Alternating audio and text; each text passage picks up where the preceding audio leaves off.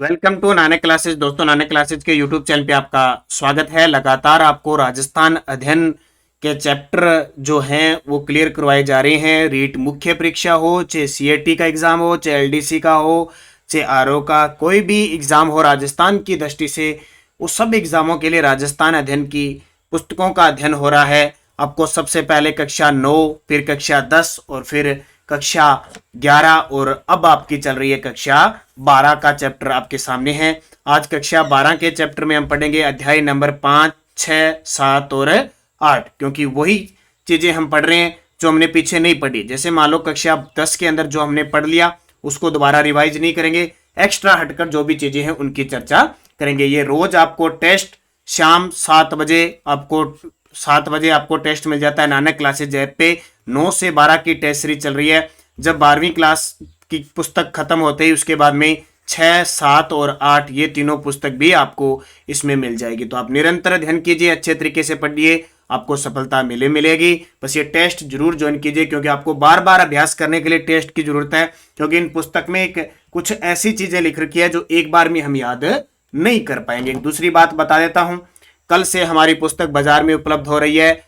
ब्रह्मास्त्र 3rd grade Rajasthan सामान्य ज्ञान और शैक्षिक परिदृश्य, लेवल फर्स्ट के 180 नंबर और लेवल 2 के 130 नंबर का ये जो मैटर है आपको इसमें उपलब्ध हो रहा है। बहुत ही शानदार पुस्तक है, ऑनलाइन ऑफलाइन दोनों ही सुविधा है। ऑब्जेक्टिव ये पुस्तक है और एक अभ्यास करने की पुस्तक है। ये समझ लो प्रश्न बैंक है, जैसे एक टॉपिक के क्वेश्चन दे दिए 100, 150 और पीछे इसके आंसर दे दिए। तो बहुत ही शानदार पुस्तक है, जरूर विजिट कीजिए इस पुस्तक पर और अपनी तैयारी को 4 चांद लगाइए। स्टार्ट करते हैं आज की महत्वपूर्ण क्लास। पहला प्रश्न, स्थानीय शासन को साधारणतः क्या कहा जाता है? देखो, नॉर्मल हम कहते हैं स्थानीय शासन, लेकिन स्थानीय शासन को साधारण भाषा में जो कहा जाता है वो कहा जाता है स्थानीय स्वशासन। ये कई बार पेपर में आता है कि स्थानीय शासन को भी कहा जाता है स्थानीय स्वशासन।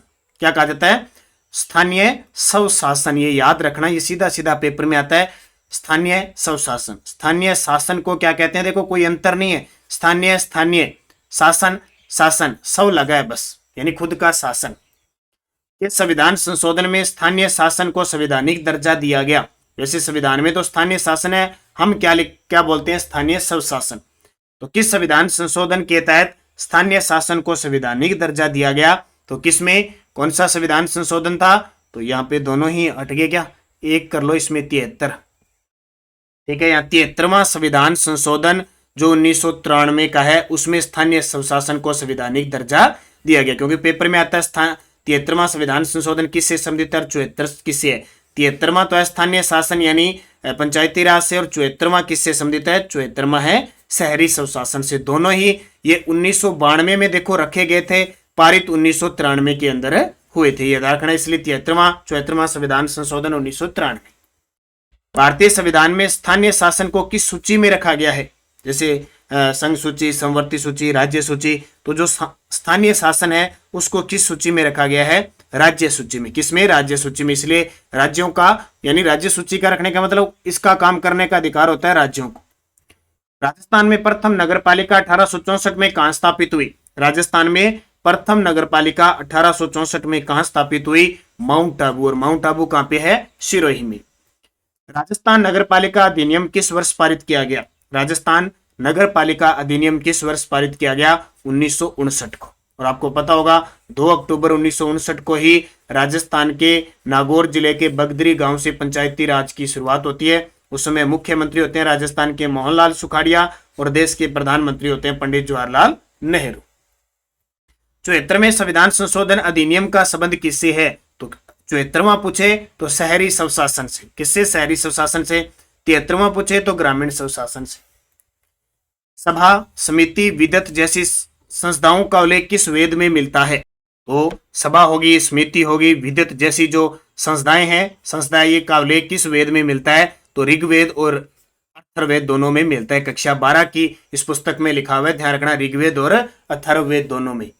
महाभारत में नगरों के जो शासनाधिकारी होता था उसको क्या कहते थे? महाभारत के अंदर जो नगरों के जो शासन अधिकारी होते थे उनको क्या कहा जाता था? तो नगरों के जो शासन अधिकारी उन्हें कहा था स्वार्थ चित्तक। क्या कहते थे? स्वार्थ चित्तक। और कल जो 12वीं क्लास का जो चैप्टर आएगा, हालांकि 8 नंबर तक ये आगे 9वां चैप्टर होगा और रीट के अंदर जो स्पेशल लिखे हुए हैं ना आपके साहित्यिक रचना, राजस्थान की साहित्यिक रचना, साहित्यिक ग्रंथ, जो खास करके 5 नंबर का टॉपिक है।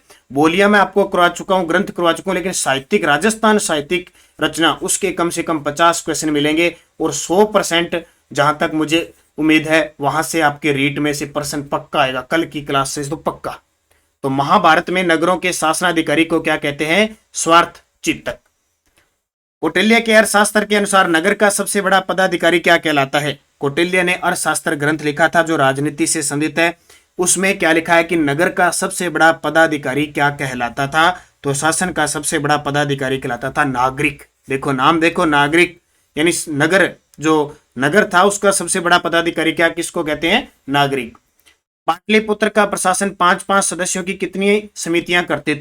सुना है ना पाटलिपुत्र। ये पाटलिपुत्र वर्तमान पटना, बिहार की राजधानी, गंगा नदी किनारे ये पाटलिपुत्र जो है ना पटना, यहाँ का प्रशासन 5-5 सदस्यों की कितनी समितियां थी? 6। किस एक्ट के अंतर्गत प्रेसिडेंसी नगरों में जस्टिस ऑफ पीस की नियुक्ति की गई? किस एक्ट के तहत प्रेसिडेंटी नगरों में जस्टिस ऑफ पीस की नियुक्ति की गई? 1773 का रेगुलेटिंग एक्ट के तहत। स्थानीय स्वशासन का जनक किसे कहते हैं? ये तो आपको नॉर्मल पता ही है, लॉर्ड रिपन को स्थानीय स्वशासन का जनक कहते हैं। राजस्थान में छावनी मंडल कहां स्थित है? राजस्थान में छावनी मंडल कहां पे स्थित है? तो नसीराबाद के अंदर है। आपने सुना होगा नसीराबाद छावनी का जो गठन हुआ था अंग्रेजों के समय, वो हुआ था 25 जून 1818 को हुआ था छावनी का, ठीक है, 25 जून 1818 को। तो नसीराबाद अजमेर में है। 74वां संविधान संशोधन अधिनियम नगरीय स्वशासन का संबंध किस भाग से है? तो जितने भी प्रश्न बनते थे एक एक लाइन से मैं प्रश्न लेके आ गया। 74वां संविधान संशोधन अधिनियम नगरीय स्वशासन का संबंध किस भाग से है? भाग 9 कैसे, किसे भाग 9 कैसे है। 74वें संविधान संशोधन का संबंध किस अनुसूची से है? अब वर्तमान में अनुसूची कितनी है? 12, ठीक है, 12 अनुसूची है और मूल संविधान में 8 थी, बाद में 4 बनी है। तो 12वीं अनुसूची किसके लिए है?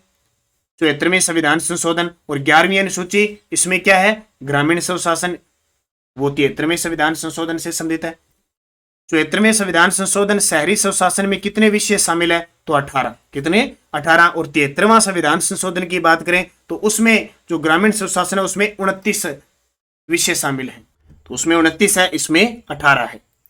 राजस्थान सरकार ने 18 मार्च 2008 को शहरी निकायों के निर्वाचन में महिलाओं को आरक्षण देने का प्रावधान कर दिया है। देखो जब 73वां 74वां संविधान संशोधन था तो उसमें महिलाओं को जो आरक्षण था वो 33% था, ठीक है, लेकिन 18 मार्च 2008 को शहरी निकायों के निर्वाचन में महिलाओं को आरक्षण देने का प्रावधान किया है 50%।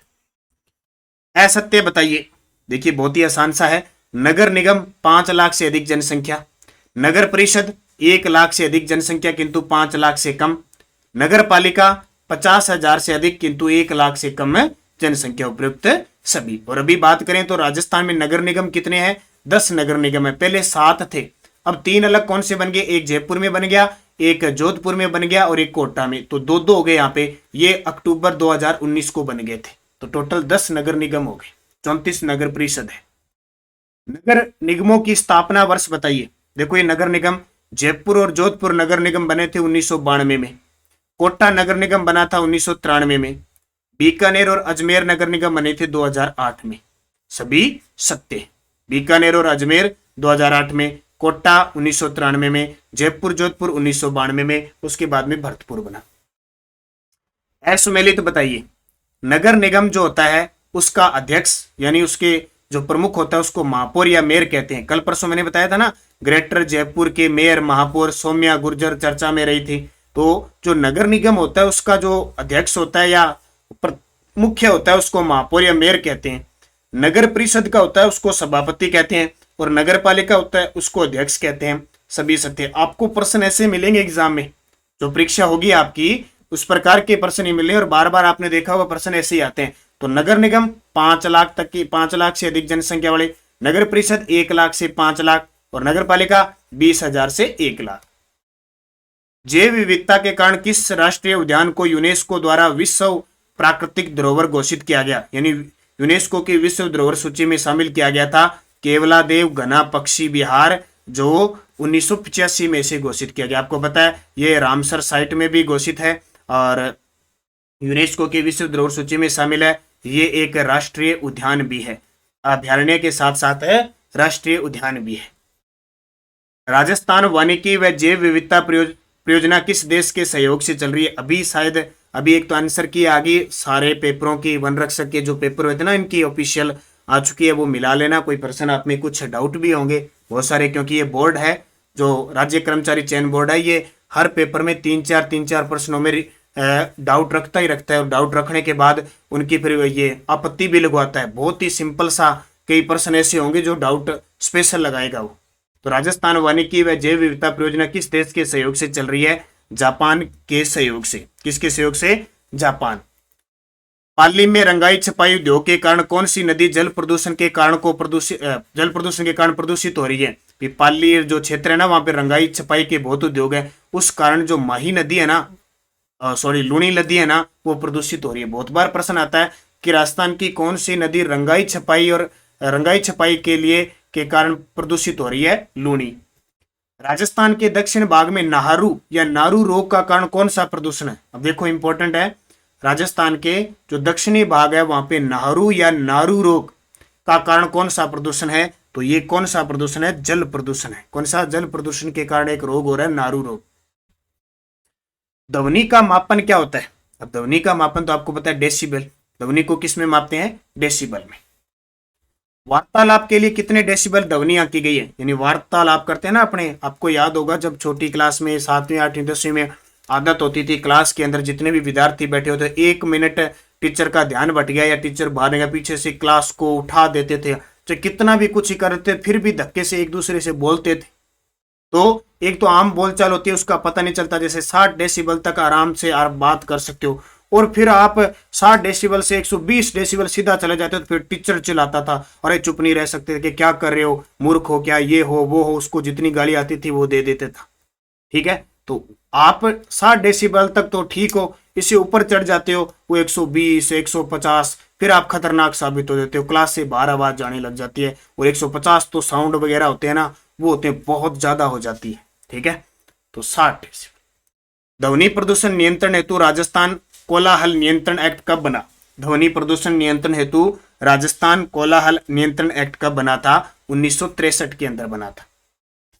राजस्थान में सेम की समस्या किन जिलों में देखने को मिलती है? सेम की समस्या होती है ना, पानी ऊपर आ जाता है बहुत ज्यादा, तो ये सबसे ज्यादा श्री गंगानगर और हनुमानगढ़, खास करके हनुमानगढ़ वाले क्षेत्र, बड़ोपल का क्षेत्र है, और एक ये 2-3 क्षेत्र है संगर वगैरह के आसपास के क्षेत्र है ना, यहाँ पे खूब सारा मतलब सेम की समस्या है। कई तो ऐसे क्षेत्र हो गए जहाँ से लोग पलायन भी कर गए, ऐसी समस्या है। और सेम की समस्या को रोकने के लिए सफेदा होता है ना, यूकेलिप्टस, उसका मतलब वनारोपण किया जा रहा है, लगातार प्रयास किया जा रहा है नीदरलैंड के सहयोग से, डच नीदरलैंड है ना उसके सहयोग से। चंबल नदी सबसे अधिक कहाँ प्रदूषित है? अब देखो चंबल नदी, अब ऐसे प्रश्न आ जाए, गांधी सागर बांध, धौलपुर क्षेत्र में, कोटा के निकट जवाहर सागर, बड़ी समस्या होती है। अब इस पुस्तक में वस्तुनिष्ठ में सीधा दे रखा है, चंबल नदी सबसे अधिक कहाँ प्रदूषित होती है? धौलपुर क्षेत्र में। डार्क जोन किसे कहते हैं? हम कहते हैं ना डार्क जोन में आ गया। ठीक है, तो भूजल की संकट की स्थिति को डार्क जोन कहते हैं। भूजल की संकट कहते हैं ना, कि जैसे वर्तमान में कह रहे हैं कि 12% ही जल बचा है भूमि के अंदर राजस्थान में, बाकी डार्क जोन में आ गया, तो भूमि जल की संकट की स्थिति। हरित राजस्थान कार्यक्रम का संबंध किससे? कई बार प्रश्न आ गया, और एग्जामिनर क्या कर रहा है, 9वीं से 12वीं की कक्षा की जो वस्तुनिष्ठ प्रश्न है ना, उनको उठा लेता है सीधे। तो हरित राजस्थान कार्यक्रम का संबंध है वृक्षारोपण से। सूचना का अधिकार अधिनियम 2005 किस वर्ष पूरे देश में लागू हुआ? सूचना का अधिकार अधिनियम 2005 किस वर्ष पूरे देश में लागू हुआ था? 12 अक्टूबर 2005 को। अब आपसे पूछे राजस्थान में राज्य मुख्य सूचना आयुक्त कौन है? डीबी गुप्ता। ये प्रश्न बहुत बार आता है। केंद्रीय सूचना का अधिकार अधिनियम 2005 प्रभावी होने पर राजस्थान सरकार द्वारा किस वर्ष राजस्थान सूचना का अधिकार अधिनियम को निरस्त कर दिया गया? आपको पता है कि सब राजस्थान पहला राज्य है जिसने सूचना का अधिकार अधिनियम 2000 बनाया था, लेकिन जब केंद्रीय सूचना अधिकार अधिनियम 2005 बन गया तो इसको निरस्त कर दिया गया, और फिर अपने राजस्थान में केंद्र के हिसाब से 2006 में नया गठन हुआ। सूचना का अधिकार आवेदन को अपने आवेदन पत्र के साथ कितने रुपए का शुल्क देना होता है? मतलब आपको सूचना मांगनी है, किसी से आवेदन करना है, तो आवेदक पत्र के साथ आपको 10 रुपए का शुल्क देना होता है। सूचना के अधिकार अधिनियम के तहत आवेदक के कितने दिनों के अंदर सूचना प्राप्त कर सकते हैं, यानी आवेदन करने के बाद आपको सूचना कितने दिन में मिल जानी चाहिए, तो 30 दिन में मिल जानी चाहिए। कितने? 30 दिन। सूचना के अधिकार के तहत प्रथम अपील सूचना प्राप्ति के बाद 30 दिन के अंदर तथा द्वितीयक अपील निर्णय की तिथि से कितने दिन के भीतर अपील की जा सकती है, यानी सूचना के अधिकार के तहत प्रथम अपील सूचना प्राप्ति के 30 दिन के अंदर मिल जानी चाहिए। द्वितीय अपील करते हो तो निर्णय की तिथि से कितने दिन के भीतर? 90 दिन के भीतर। आप सभी विद्यार्थियों को एक बार मैं बता देता हूं कि रीट मुख्य परीक्षा 3rd ग्रेड शिक्षक भर्ती के लिए लेवल 1 और 2 के लिए हमारी टेस्ट सीरीज चल रही है। नानक क्लासेज ऐप में 30 टेस्ट आपको मिलेंगे, टॉपिक वाइज चल रही है, महज 151 रुपए में। दूसरे दिन आपको रैंक जारी होती है। जिस दिन टेस्ट होता है 10 बजे आपको रात को उसका वीडियो सोल्यूशन मिलता है, पीडीएफ आपको मिलती है। और अब संडे के दिन जिस दिन टेस्ट नहीं मिलता, संडे के दिन आपको करंट का टेस्ट भी उसमें मिलता है। अब की बार कंप्यूटर जो सूचना प्रौद्योगिकी है उसके भी क्वेश्चन आपको मिलेंगे। तो बहुत सारा मैटर 151 रुपए में मिल रहा है। तो जिस विद्यार्थी ने, क्योंकि अंतिम मौका है, बहुत बड़ा मौका, बहुत बड़ी भर्ती है, और जो विद्यार्थी तैयारी कर रहे हैं अपनी तैयारी को परखने के लिए ये टेस्ट सीरीज जरूर लें, बहुत ही शानदार है। और इस टेस्ट सीरीज के माध्यम से ही हमने पुस्तक निकाल रखी है। अगर कोई विद्यार्थी मान लो इस टेस्ट सीरीज को लेना चाहता है और वो ही सोचे कि हम मैटर कहाँ से लेके आए, अगर कोई विद्यार्थी ये कहता है कि इसका मैटर हम कहाँ से लेके आए, तो ये पुस्तक हमारी कल से बाजार में उपलब्ध हो रही है। इसमें वो सारा मैटर है जो इस टेस्ट में मिल रहा है। ये पुस्तक जो आप पढ़ के टॉपिक वाइज जो टॉपिक चल रहा है इस टॉपिक का पढ़ के, क्योंकि ये भी पर्सन बैंक का ऑब्जेक्टिव है और वहां टेस्ट दे सकते हो, आपको यहाँ से क्वेश्चन वहां के मिलेंगे। तो ये एक आधार भी हो गया उस टेस्ट का। वो टेस्ट जिसने ज्वाइन कर रखा है, नहीं किया, वो भी कर लेना और ये पुस्तक लेना। इस पुस्तक में जो टॉपिक है ना उसी हिसाब से वहां टेस्ट सीरीज चल रही है। तो इस पुस्तक के उस दिन टॉपिक पढ़ के उसी दिन आप टेस्ट दे सकते हो। ये सबसे बड़ी बात है, ये बड़ी काम आएगी आपकी। तो ये पुस्तक ले आना, पूरा डाटा इसके अंदर आपके लिए डाला हुआ है। अगला प्रश्न देखिए, हम यहां तक पहुंच गए। संविधान के भाग 3 मौलिक अधिकार में उल्लेखित अनुच्छेदों के बारे में असत्य कथन बताओ। देखो संविधान का भाग 3 है और उसमें क्या दे रखे हैं? मौलिक अधिकार है। उसमें अनुच्छेद है कुछ, देखो अनुच्छेद 14 कहता है नागरिकों के लिए समान कानूनी संरक्षण, ये तो हम पढ़ते हैं सिविल संहिता। अनुच्छेद 16 लोक नियोजन में अवसर की समानता, बिल्कुल अवसर की समानता। अनुच्छेद 14 कहता है कि समान कानूनी संरक्षण। अनुच्छेद 15 कहता है कि लिंग धर्म के आधार पर कोई भेदभाव नहीं होगा। अनुच्छेद 17 जीवन व दैहिक स्वतंत्रता, ये गलत है, क्योंकि अनुच्छेद 17 में अस्पृश्यता का अंत है। कौन सा? अस्पृश्यता का। 18 में आप पढ़ते हो उपाधियों का अंत। वैसे अनुच्छेद 23 मानव के अवैध व्यापार, बलपूर्वक श्रम व शोषण का प्रतिषेध है, ये सही है। तो असत्य बताना है 17 नंबर। ये भी पढ़ लेना क्योंकि रेट में भारतीय संविधान सीधा लिखा हुआ है। अनुच्छेद के बारे में असत्य बताओ, फिर बता देना।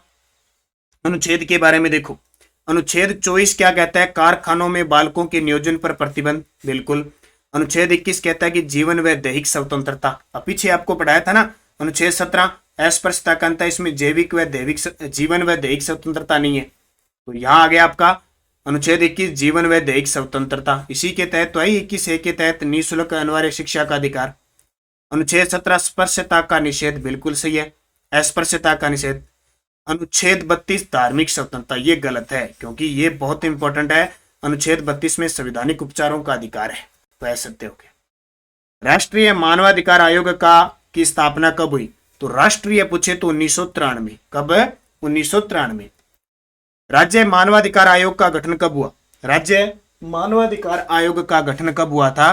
तो 1999 को हुआ था। ठीक है, 1999 को राज्य मानवाधिकार आयोग का गठन हुआ। काम करना इसने शुरू कब किया था? सन 2000 में, यानी मई 1999 के आसपास गठित होता है और मार्च 2000 के आसपास काम करना शुरू होता है।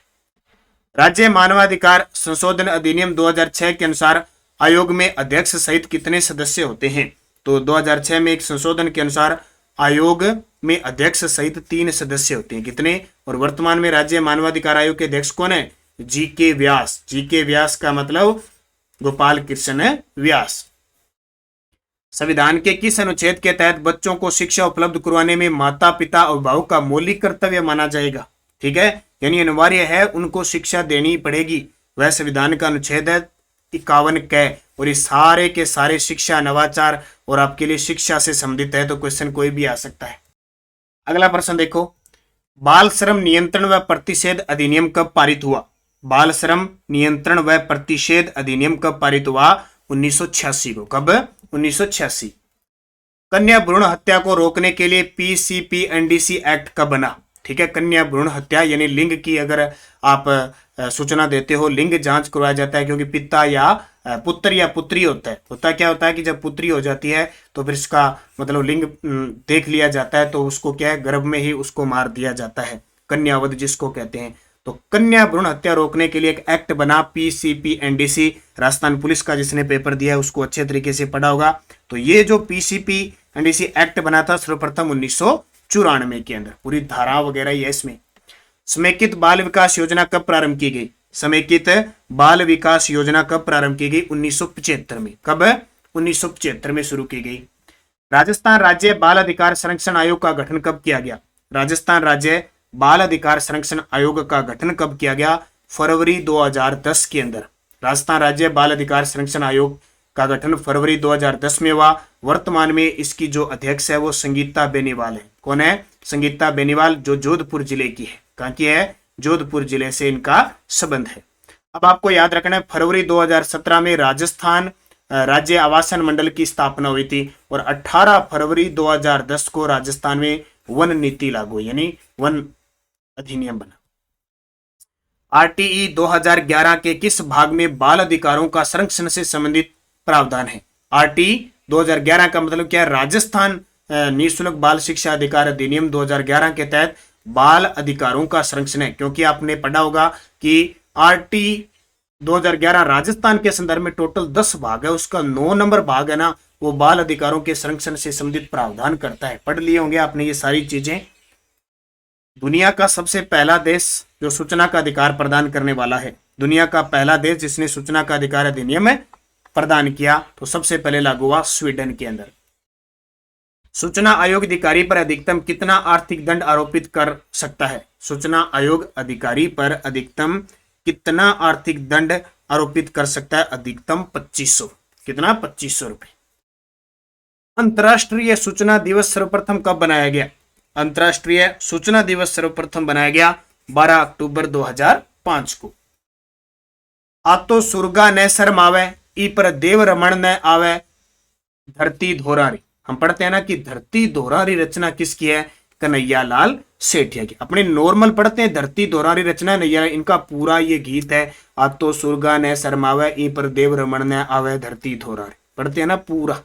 तो कल इन पे चर्चा करेंगे, लक्ष्मी कुमारी चुड़ावत के उपन्यास वगैरह बहुत सारी चीजों पे। ये देखिए पूजा सिंह, नाम सुना होगा, बहुत ही चर्चा में है। अभी आधुनिक राजस्थान की मीराबाई बनी है ये, इन्होंने भगवान श्री कृष्ण की मूर्ति के साथ विवाह किया, ये वही पूजा सिंह। दुगदुगी, पछेवड़ी, लटकन, फतेपेच, बालाबंदी, सरपेज, तुरे किसके प्रकार है? अब ये 10वीं क्लास में मैं पढ़ा चुका हूं, बस थोड़ा थोड़ा वैसे ही बता रहा हूं, मुझे बता दो। नाम से पता चल रहा है कि सरपेच सिर के ऊपर, ठीक है, फतेपेच, लटकन, ठीक है, पगड़ी जो होती है उसके ये लटकाए जाते हैं, उसको लटकन कहते हैं, ठीक है, लटकन, ठीक है, लटकन कान का आभूषण भी है वैसे, ठीक है। दुगदुगी, पछेवड़ी, दुगदुगी पगड़ी के प्रकार है। किसके प्रकार है भाई? पगड़ी के प्रकार है। अगला देखो, चोल, निचोल, पट, दुकील, चिर, पटोरी, चोरसो किसके प्रकार है? अभी वन रक्षक में आया चीर पटोरी, ठीक है। चोल, निचोल, चोल, निचोल, पट, दुकूल, चीर, पटोरी, चोरसो किसके प्रकार है? ये साड़ी के प्रकार हैं। किसके? ये सारे के सारे साड़ी के प्रकार है। चीर हरण याद रखना, द्रौपदी वाला साड़ी। लट्टू, चक्री, चिरमी, मारदड़ी, डाल कुदावनी संबंधित है। ये तो सुने आपने, मारदड़ी खेली है, मारदड़ी खेलड़ी नहीं, लुक मचाई, गिट्टा, गिट्टा, मारदड़ी, खानो खानो खेलनो, ये खेलड़ी है नहीं। डाल कुदावनी, चिरमी, चिरमी तो कौन खेल रहा? अब देखो लट्टू चक्री, लट्टू चक्री कौन सा है? वो देखा होगा, डीखरी, डीखरी होती है, डीखरी रख के फिर वो रखते हैं, फिर वो आता है, उसी को मारदड़ी कहते हैं, ठीक है। वो पहले तो क्या करते हैं, एक मारदड़ी वैसे अलग होता है, ये लट्टू वाला भी वो होता है, डीखरी वगैरह पत्थर रख के और फिर इसको गिरा देते हैं, फिर भागते हैं और फिर जो एक साथ इसको इकट्ठा कर देते हैं, तब तो सेट हो जाता है, नहीं तो एक आधे की पड़ जाती है। वो पहले कपड़े से बनी होती थी, दड़ी होती थी, दड़ी। तो मारदड़ी, चिरमी, लट्टू चक्री ये सारे खेल है, ये किताब में दे रखे हैं, हर प्रश्न आ रहा है बार बार। अभी शायद फर्स्ट ग्रेड में एक पता नहीं कौन सा पूछा था वो। ताश सुना है, ताश, बुरनी खेल, बेला कोट, भाभी देवर, ये ताश। पहले जब टाइम फ्री होता था, छुट्टियां होती थी तो ताश लेके आते खेलते थे। गंजीफा, चरभर, चरभर देखिए, चरभर चरभर चरभर, ये चरभर। नार छड़ी, नार छड़ी होता है वो देखा है ना, एक गुलमेक्स होता है, एक जमीन के अंदर खड्डा सा निकाला और बीच में रखते थे, वो उसे उड़ाते थे। ज्ञान चौपड़ और चौपड़ चौरस और गिट्टा, ये आ गया गिट्टा, छोरी वाला गिट्टा आ गया, ध्यान रखे, गिट्टा आ गया, गिट्टा चौपड़ चौरस, ठीक है, चौपड़ चौरस, चौरस खेलते थे। ज्ञान चौपड़, नार छड़ी, चर भर, गंजीफा, ताश। अब ये पहले वाले नाम है इनके, जो पहले अब देखो 1990 के बैच का है, ठीक है, 1995 बैच का उनको लगभग पता है। अब ये 2000 के बैच के बाद के जितने भी जन्मे है ना, इनके लिए मुश्किल आएगी आगे आगे। पहले वालों को तो सब पता है, 7वीं 8वीं में 10वीं में पढ़ते थे, वो ये खेलते थे, तो ये भी खेल है, ठीक है। उदयपुर में किस पर्व पर पतंगबाजी का विशेष महत्व है? अब आपने सुना होगा ना, जैसलमेर जयपुर में पतंग महोत्सव बनाया जाता है, पतंग खेली जाती है। उदयपुर में पतंगबाजी का विशेष महत्व है निर्जला एकादशी पर। और निर्जला एकादशी कब बनाई जाती है? ज्येष्ठ शुक्ल एकादशी को, याद रखना, पॉइंट नोट कर लेना। मकर संक्रांति पर पतंगबाजी का विशेष महत्व है। अभी मकर संक्रांति 14 जनवरी को आने वाली है, वो जयपुर की प्रसिद्ध है, ठीक है। तो ये प्रश्न हो गए 57 आज की क्लास के। एक चैप्टर हो रह गया 12 का, कक्षा 12 का 9, और बहुत ही जबरदस्त चैप्टर है। उसमें मैं पढ़ाऊंगा राजस्थान का साहित्यिक ग्रंथ। साहित्यिक ग्रंथ मतलब साहित्य आज के युग का, जैसे मिथेश निर्मोही, विजय दान देता, लक्ष्मी कुमारी चुंडावत, यादवेंद्र सिंह चंद्र, ठीक है, राघे राघव, चंद्र सिंह ब्रिकाली, ऐसे पढ़ाऊंगा। वो 50 प्रश्न होंगे कल की क्लास में। मैं कहता हूँ रीट में पक्का वहां से प्रश्न आएगा। इसके लिए आपको एक तो टेस्ट सीरीज ले लेना, बड़ी शानदार है, रीट स्पेशल टेस्ट सीरीज चल रही है, और ये बुक कल से बाजार में उपलब्ध हो रही है। इस बुक के अंदर जो टॉपिक है उसको पढ़कर ही जिसने ये टेस्ट ले रखा है, शानदार तरीके से आप टेस्ट दे सकते हो, ताकि आपकी तैयारी को 4 चांद लगे। निरंतर अध्ययन करना, अच्छे तरीके से पढ़ना, बस आपका काम है अपने लक्ष्य को पार करना। इसके लिए आपको कड़ी मेहनत करनी है, जज्बा रखना है, पॉजिटिव रखनी है, संतुलन बनाए रखना है, किसी के बहकावे में आना नहीं। बस अच्छे तरीके से इसी प्रकार आप पढ़ते रहोगे तो भाई सफलता तो आपको मिलनी है, क्योंकि मेहनत कभी किसी की जाया नहीं जाती। धन्यवाद। जय हिंद, जय भारत।